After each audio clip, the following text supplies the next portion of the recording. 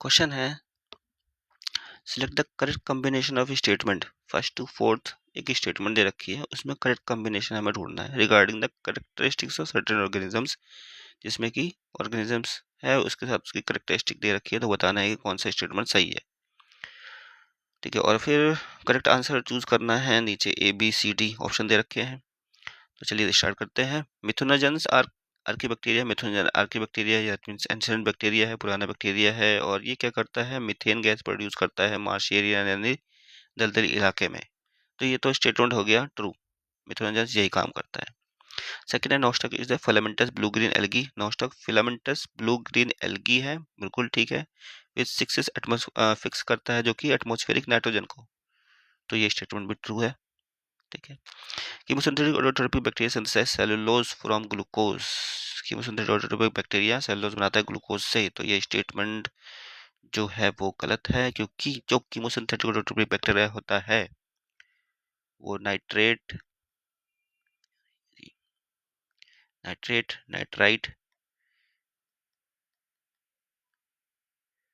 या अमोनिया,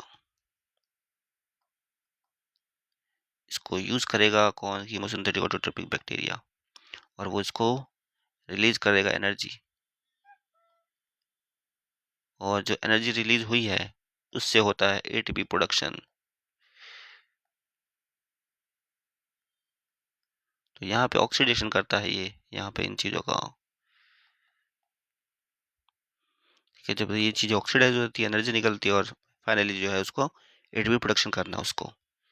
दूसरा, ये एक तरीके से रिसाइकलर भी है, तो ये रिसाइकल करेगा